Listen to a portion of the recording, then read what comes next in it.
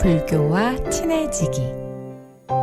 불교인 김민희 선생님과 함께하는 불교와 친해지기. 지금 만나보시죠.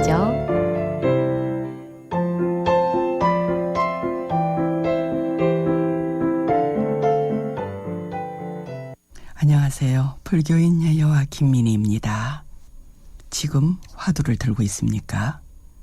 항상 들고 있습니까? 성성적적 하시나요? 가거나 머물거나 앉거나 누웠을 때 화두가 여전하나요? 참 많은 질문이 있을 수 있습니다. 이와 같은 질문을 받으면 답을 하시나요? 불교와 친해지려는 오늘 주제는 화두입니다. 화두란 옛 조사들이 깨닫게 된 기연의 공안을 말합니다. 이를 참고하는 수행법이죠. 고칙 공안이라고 하는데요. 관공서의 문서와 같다는 공안은 책임이 수반되고 절대적인 상징성이 있습니다. 양날의 칼날을 가졌다고나 할까요? 화두 수행을 보면요. 봄바람 같다가 한겨울의 얼음장처럼 냉철해지기도 하거든요. 화두를 참고하는 간화서는 대해종고 스님에 의해 완성되었는데요. 임재종 양기파의 오존 법연과 원어극건의 법맥을 이은 것입니다. 여기서 임재종이라고 하면 보리 달마에서 육조 해능선사, 해능의 법맥은 남학회양, 그 아래 마조도일에서 백장회해, 황벽희운, 임재의현으로 법이 이어지고요. 임재의현 스님은 임재종의 계수가 됩니다. 당시 임재종을 포함한 다섯 종파 성멸명을 하면요. 당말에서 송초에 걸친 선종의 다섯 문파의 위양종, 임재종, 조동종, 운문종, 법안종입니다. 임재종파에서 갈라진 황룡파와 양기파를 합해서 오가 칠종이라 하는 것이지요. 육조 조계 해능으로부터 일어난 고편 선종의 현장인 것입니다. 중국의 선불교는 선종, 선법이 조사선으로 정착된 것은 마조스님 이후고요. 무수한 조사들이 계보와 수행 방법이 전해 오고 있습니다. 오늘날까지 이어진 법맥은 조계 종단을 세우고 조계 고금의 가르침을 펼치고 있으며 그 안에 우리가 속해 있으니 얼마나 다행인가 싶네요. 옛 조사들의 행적을 보면 서성을 찾아 나서는 일이 일순위인데요. 저희들이 그대로 따라가진 못해도 주변의 어른 스님을 찾아 가르침을 받고 모르는 법을 질문하고요. 부지런히 공부해야 합니다.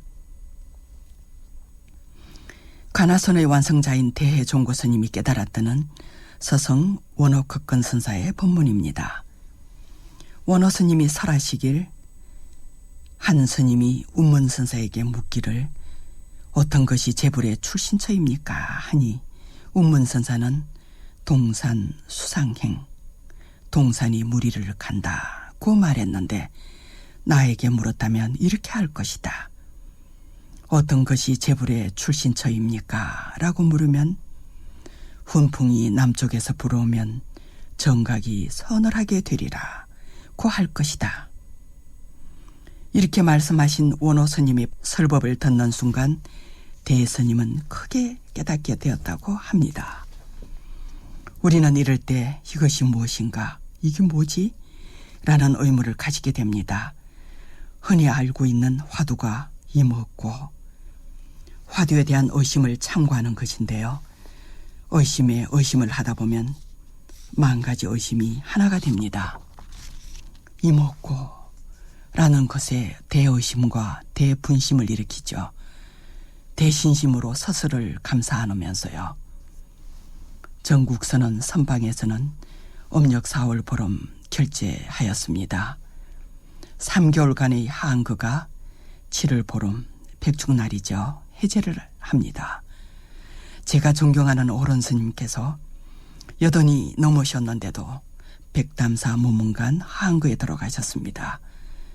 바른 깨달음에 거칠 것이 뭐 있냐 하시면서요. 무문과는요, 무문 해계 스님이 편찬한 공안집입니다. 48칙을 수록하고 있고요. 무문이란 단어는 공안집의 첫 구절 대도무문, 큰 길에는 문이 없다라는 것에서 나온 것입니다. 또 무자 화두가 제1칙입니다. 구자무불성, 개에게도 불성이 있습니까? 라는 질문에 유와 무, 있다 없다라는 두 개의 답을 준 것이죠. 그리고 또 유명한 조주 끽다인데요.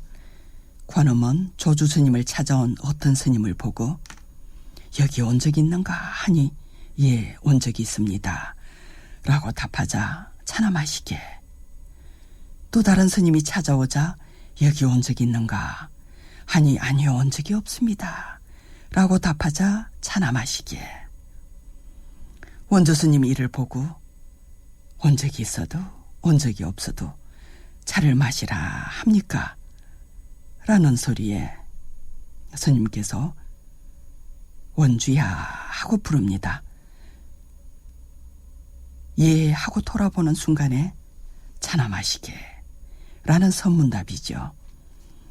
조조 스님은 차 마시는 일상사를 공안으로 활용하면서 오고 가는 객성들의 말문을 막아버렸습니다.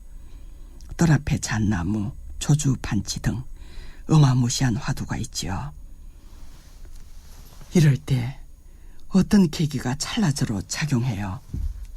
그 순간에 연기, 무화, 공이라는 인식이 마음의 배열을 새롭게 하는 겁니다. 그슬 올라가 달마와 양무제와의 문답, 해가와의 문답처럼 여러 조사들의 공안을 궁구하고 강구하는 일이지요. 바람에 날리는 복사꽃에 깨치신 분도 있었으니까요. 이제 더운가 봐요. 땀이 나네요. 건강한 오후 보내십시오.